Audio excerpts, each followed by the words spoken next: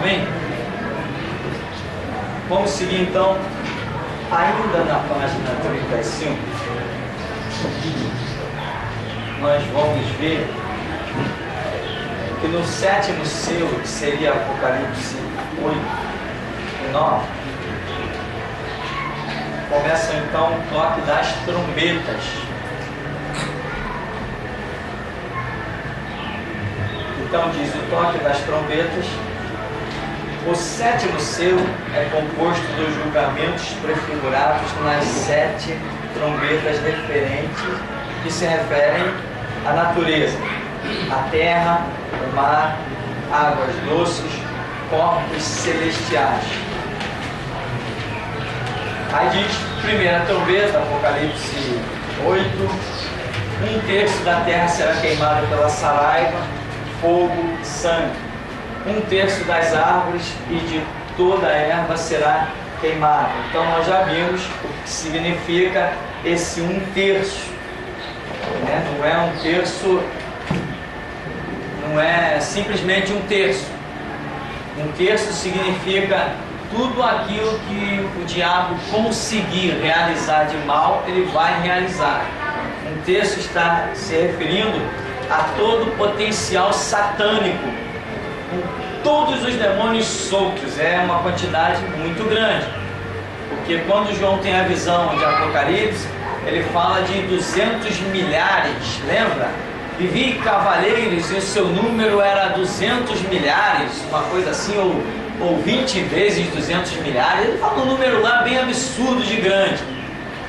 E a Bíblia diz que Satanás, com sua rebelião, arrastou 1/3.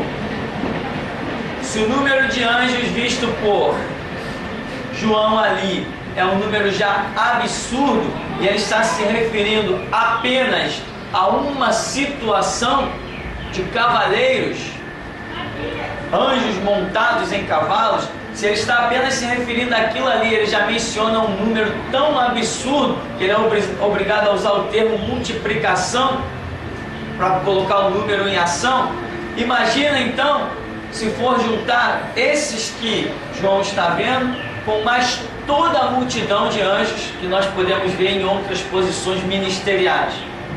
E a Bíblia diz que dessa multidão é que 1/3 se rebelou.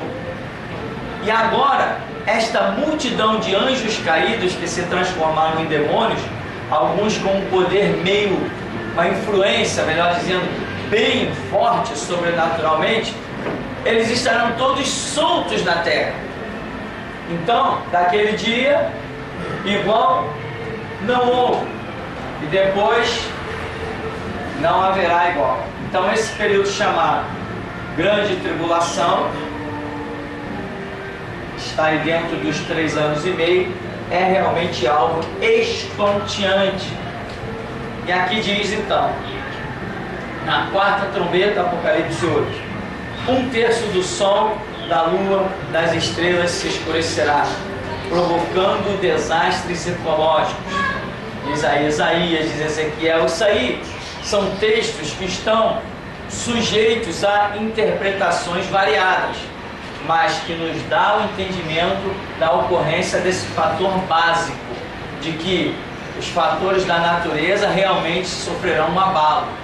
E nós temos uma base bíblica para pensar assim. A base bíblica a parte da interpretação que esses próprios textos nos permitem, tem o fator de que Gênesis, capítulo 1, diz que ora a terra era sem forma e vazia, sabendo nós que Deus não criaria uma terra sem forma e vazia. E Gênesis não mostra a criação da terra, Gênesis mostra a recriação. Quando o Espírito de Deus aparece em Gênesis, né, e Jesus aparece em Gênesis como o executor de Deus, como o verbo divino, como a ação da palavra de Deus, o cumprimento da ação da palavra de Deus, lá nós não vemos a terra sendo criada. O cenário de Gênesis capítulo 1 já mostra a terra, sendo que uma terra sem forma e vazia. Então o cenário de Gênesis nos mostra uma terra sendo recriada. Por que que essa terra precisou ser recriada? Acreditamos que foi justamente a rebelião de Lúcifer.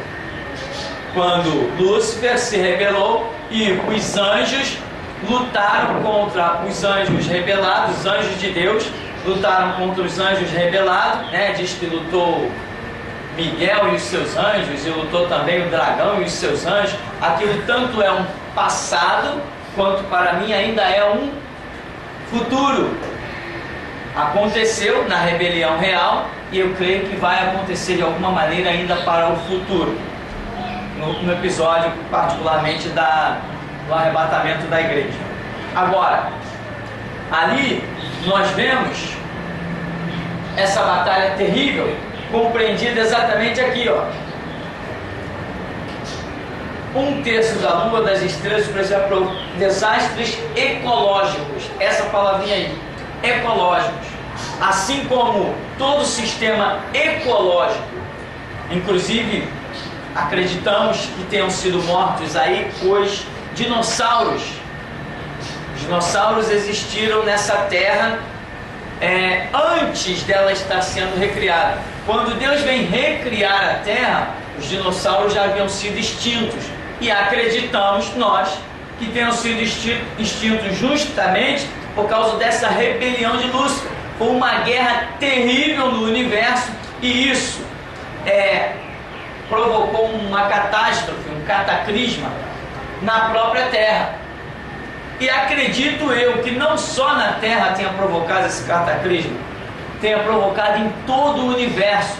Só que a Bíblia, quando Deus está revelando a Moisés, Deus se prende exclusivamente em falar dos fatores incidentes sobre a Terra, onde Ele está para colocar o homem.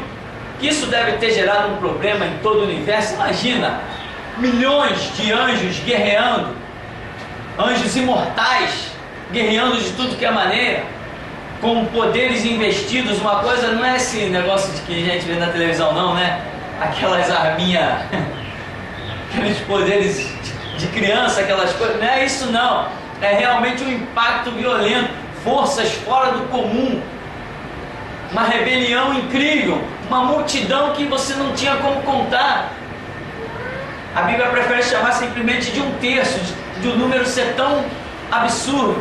Então houve um cataclisma que gerou um problema e a terra precisou ser recriada. Aqui de novo, os anjos estão todos soltos e lá vem problema. Eles vão de novo mexer numa estrutura que aqui, como diz, sol, lua, estrelas se escurecerá, provocando desastres ecológicos. Então nós temos aí uma margem que nos permite pensar realmente na existência desses fatos. Tem a quinta trombeta de Apocalipse 9. Os juízos de Deus apontam agora diretamente para o homem. Você vê que Deus vem agindo por parte. Deus vem causando problemas e permitindo causar problemas na terra, no clima. Ou vai ficar muito frio, ou vai ficar muito quente, vai ser uma coisa incontrolável. De noite muito frio e de dia muito quente, coisas fora do normais, coisas que as pessoas não vão poder andar na rua normalmente, não vai ser possível. Vai gerar queimaduras rápidas na pessoa, elas não vão poder, o clima vai ficar insustentável. Então vai haver esse problema. Os mares vão ter problemas, a alimentação vai ter problema, tudo vai ter problema. Mas Deus não se contenta em agir e permitir que o diabo haja só nessas coisas. Depois vem juízos diretos sobre a personalidade humana, sobre o fator psicológico do ser humano. Então diz aqui, juízos apontam agora diretamente para o homem. Cairá uma estrela do céu com a chave do poço do abismo. O sol e o ar se escurecerão. Todos os que não tiverem o sinal de Deus em suas frontes serão feridos por gafanhotos com poder de ferir, como os escorpiões, com grande tormento, durante 5 meses. Os homens pedirão a morte, porém esta fugirá deles, né? Tem várias passagens bíblicas onde se tem a interpretação desses fatos. Agora, aqui está dizendo que uma estrela cairá do céu com a chave do poço do abismo. Ou seja, Deus vai dar a chave, nós já sabemos que é uma permissão. Deus vai permitir que o diabo vá neste poço do abismo, né? Tem gente que pensa que tem demônio no inferno.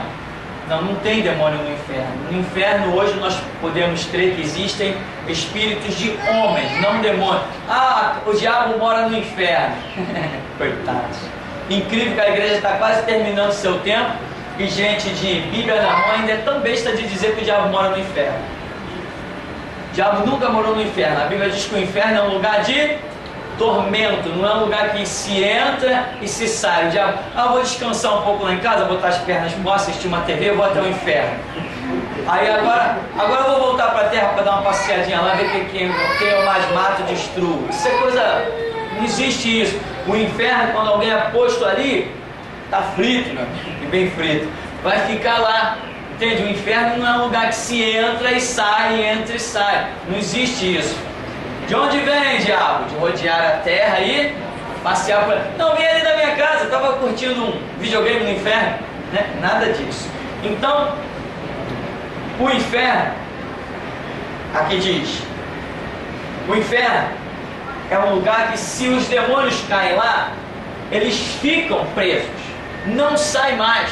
Depois diz que esse inferno vai ser lançado aonde? No lago de fogo e enxofre. Novamente, está lá. Agora, ao que nós temos entendido, do inferno sairão almas de homens, alma e espírito de homens, para comparecer perante o tribunal de Cristo, ser julgado, condenado, para justificar por que estava lá. Se tinha alguma dúvida, não vai ter mais. E depois vão retornar para um local de condenação e, por final, o lago de fogo e enxofre, que a Bíblia chama de segunda morte. Então, no inferno, nós cremos que hoje está, baseados na parábola do rico e do Lázaro, no inferno não tem demônio, no inferno tem almas de homens, de demônios não. Agora, aqui está falando de um poço do abismo, aonde um anjo, né, um ser espiritual, tem uma chave que representa uma permissão ou uma autoridade que lhe é dada, e ele vai ao poço do abismo para libertar quem? A chave do poço do abismo. Libertar os demônios que lá estão aprisionados. Como já falamos, nem todos os demônios estão soltos sobre a terra. Eu diria, a maioria está lá no poço do abismo. Deus os reservou em cadeias. Para quê? Para esta hora. Deus aprisionou esses demônios lá, já estão aprisionados, não temos noção de tempo em que eles estão aprisionados. Deus lhes permitirá sair num curto espaço de tempo. Eles vêm com toda a fúria, com toda a violência, querendo fazer em 3 anos o que não puderam fazer em uma eternidade. Vem com uma ira descomunal para atuar exclusivamente nesse período. Depois desse período de 3 anos e meio por aí, eles são aprisionados novamente para um período que será instituído de 1000 anos. Amém? Daqui para frente, 1000 anos, quando esses demônios estarão todos presos novamente, inclusive Lúcifer, que inclusive os demônios que hoje estão passeando sobre a terra. Então, Deus permitirá a liberação desses demônios. E eles vêm para ferir quem? Agora eles não querem mais saber de sol, eles não querem saber de lua, não querem saber de estrela, não querem saber de mar, não querem saber de peixe. Eles vêm para atormentar quem? Exclusivamente homens. Durante quanto tempo? 5 meses. O fato de aparecer meses aí dá a ideia de um tempo curto. O fato de aparecer o número 5 me faz pensar, como 5 significa livre-arbítrio, me faz entender que ainda nesse período os homens ainda terão a condição de reconhecer certo e errado, céu e inferno ainda terão direito à sua escolha. Por quê? Porque o 5 aparece aí. E isso ainda me é confirmado naquela visão que o anjo entrega para João. Esses aí são os de vestes brancas salpicadas de sangue, são os que vieram da grande tribulação. Então, em todo tempo, por mais difícil que seja se conquistar uma salvação, em todo tempo, de alguma maneira, Deus está concedendo oportunidade. Claro, não vai comparar uma oportunidade hoje com uma oportunidade lá. A coisa lá é muito séria. Não é multidão, não. A visão diz assim: quem são esses aí? João não diz assim: quem é essa multidão de vestes brancas salpicadas de sangue? Não, quem são esses aí? Da ideia de um númerozinho reduzido. Na nossa sequência, sexta trombeta, 1/3 da humanidade morrerá pelo fogo, fumo, enxofre. Esta calamidade cairá sobre aqueles que não conhecem a Deus. A ira divina se desdobrará com um propósito específico de chamar os homens ao arrependimento. Sétima trombeta. A sétima trombeta consiste de 7 flagelos mais intensos que serão lançados em decorrência da ira de Deus contra a besta e seus súditos. Estes 7 flagelos consumam a ira de Deus. Quando a Bíblia fala de 1/3, refere-se à permissão dada por Deus para que todas as forças do mal tenham liberdade de ação. No Apocalipse 12, você entenderá isso. Para nós concluirmos aqui, nesse final de período, apesar de muitos me acusarem de antissemita, não é verdade, mas pouco me importa, não estou nem aí, porque acusaram Jesus de destruir o templo e o reerguer em 3 dias. Estou nem aí, pode me acusar. Aqui tem um período que nós vamos concluir, chamado Guerra do Armagedon. Nesse período finalzinho da grande tribulação cá, haverá essa guerra chamada Armagedon. Armagedon é um vale que fica entre o Mar da Galileia e a Cordilheira do Carmelo. Haverá uma guerra ali naquela área, e nós chamamos aquela guerra de Guerra do Armagedon. A palavra dá a ideia de coisas nucleares, etc. Para nós que não conhecemos o idioma, dá essa ideia. Mas não está necessariamente ligada a isso. Então, em que consiste esta Guerra do Armagedon? Conforme diz o profeta Zacarias, diz que todas as nações marcharão contra Israel. Eu farei com que todos marchem contra ti e saibam que eu te amo.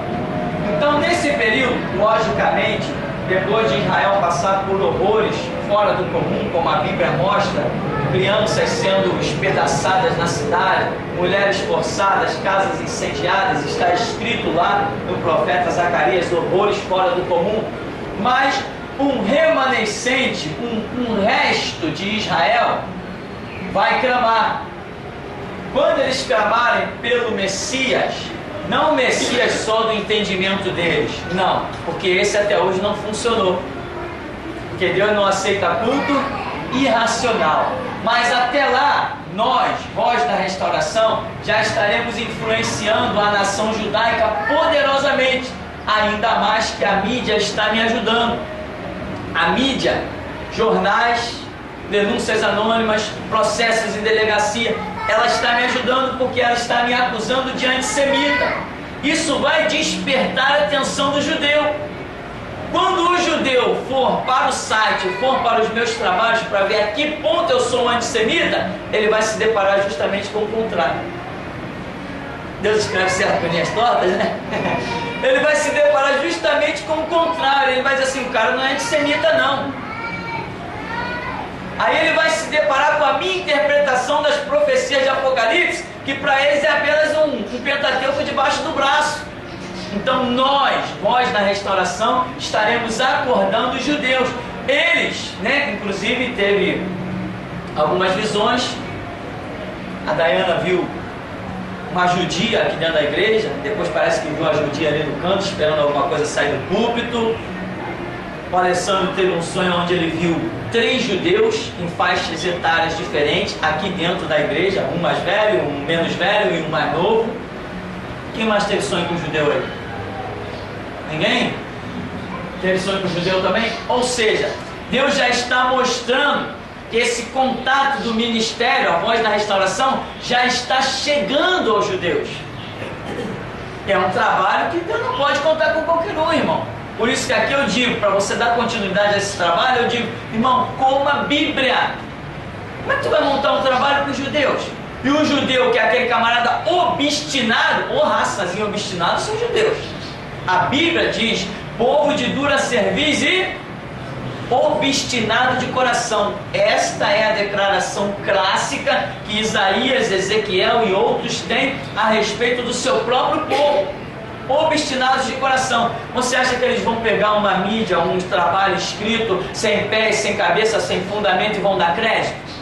O Espírito Santo vai trabalhar em cima de qualquer coisa? Não. Então nós temos que conhecer a Bíblia, escrever com propriedade, montar vídeos com propriedade, para que quando o judeu assistir, tiver o contato, o Espírito Santo possa realmente trabalhar e mexer no profundo com ele. Não é um trabalhinho qualquer, tem que ser uma coisa séria, bem montada, fundamentada em profecias do Antigo Testamento, do Novo Testamento, é direção do Espírito Santo.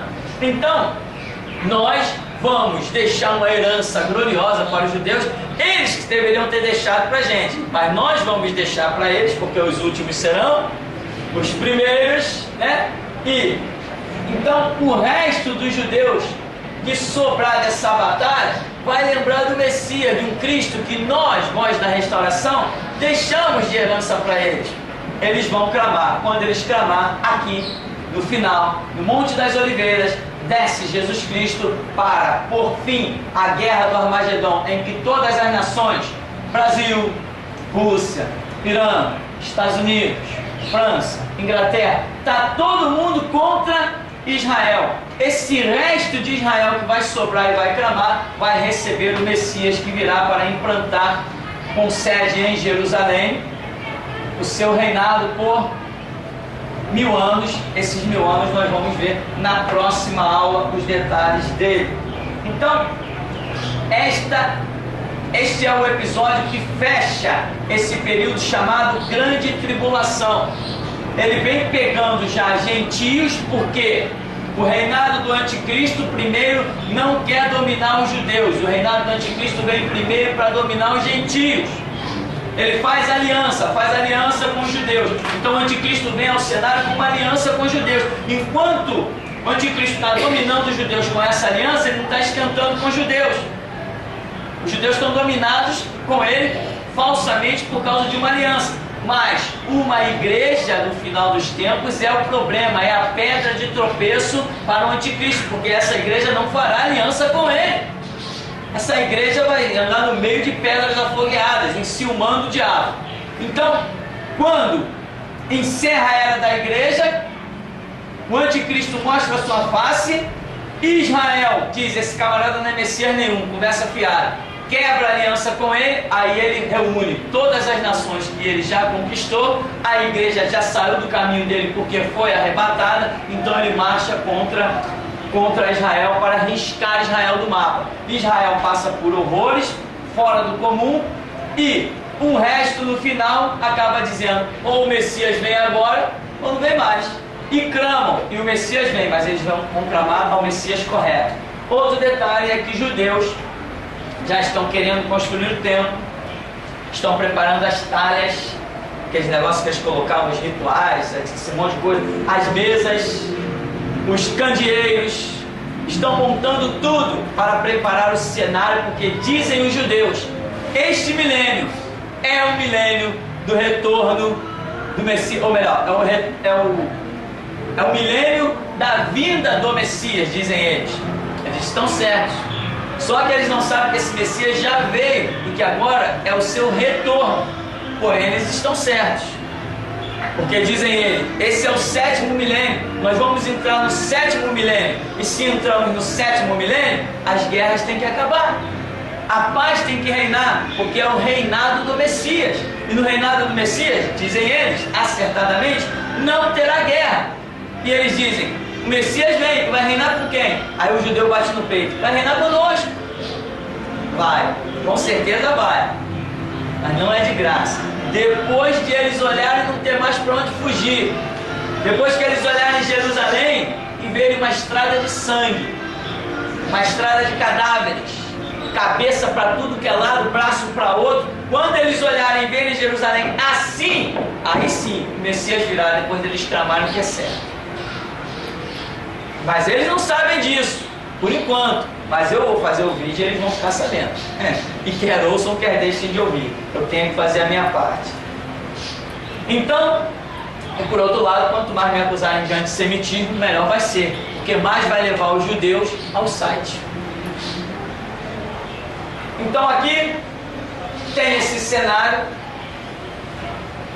E nós falamos aí propriamente dito da Guerra do Armagedon. Eu vou ler na página 36. Para nós concluirmos, diz: Armagedon é uma planície entre o mar da Galileia e a Cordilheira do Carmelo. Na segunda metade da última semana, Deus derramará os seus juízos cada vez mais severos. Esses juízos virão porque os homens rejeitaram a verdade a ponto de acreditar no engano de injustiça propagado pelo anticristo, o que resultará em sua condenação. O que se mantém rebelde contra o Filho, sobre ele permanece a ira de Deus. Em várias passagens bíblicas, mesmo depois que se iniciarem os terríveis juízos de Deus, os homens não se arrependerão, porém blasfemarão do nome de Deus. Mostra aí Apocalipse. No fim deste período, nações se levantarão contra Israel. Jerusalém será cercada pelos exércitos das nações aliadas, sob o domínio do anticristo. Está aí os textos de Zacarias, Apocalipse. Quando Israel não dispuser mais de nenhum meio de resistência, parecendo que será destruído, nesse momento invocarão o nome do Senhor, pedindo socorro. Zacarias 12, Isaías 64. O Senhor então se manifestará do céu, vindo como seu libertador e executando juízo contra seus inimigos. Ezequiel, Zacarias, várias passagens bíblicas aí. Cristo pelejará por Israel, dando-lhe vitória. Implantará seu glorioso governo de 1000 anos de paz sobre a terra. Aí de novo os textos de Zacarias, que é o profeta que fala muito especificamente, parece que ele está vendo as cenas, logicamente, sobre essa questão do final dos tempos relacionado à nação de Israel. Então, esta é a história. Todos esses detalhes estão compreendidos aqui dentro, nessa última semana, na parte final do reinado do anticristo. Um período chamado Grande Tribulação. Grande Tribulação, tanto para gentios quanto para Israel. Israel não pode clamar simplesmente ao Deus de Moisés: Senhor, estamos em apuro, ó Deus de Moisés, vem nos socorrer. Ele não virá. Só esse não pode. Tem que haver um reconhecimento, nem que seja momentâneo, do sangue de Cristo, para que esse verdadeiro se manifeste. Aquele ladrão lá da cruz, né? Senhor, lembra-te de mim quando entrares no teu reino. Houve um reconhecimento: hoje mesmo tu estarás comigo no paraíso. Você acha que Israel vem negando, depois clama um Messias qualquer: nosso Messias, vem aí, assim de graça? E ele vem? Não. Nós vamos provocá-los a ira. Lembra que a Bíblia diz: eu vos provocarei a ira com um povo que não era povo? Lembra que a profecia diz isso? Nós vamos provocar a ira a Israel, mas vamos deixar para eles a herança de escape. Como que nós vamos deixar na internet para os judeus um remanescente será salvo aqui? E Deus cumprirá o seu propósito, implantando o seu reino com sede em Jerusalém e reinando com Israel por 1000 anos. Mas não só com Israel, nós também voltaremos nisso aí. Quem viver, verá. Amém? Ficamos por aqui então? Então nós vamos estar encerrando em nome de Jesus.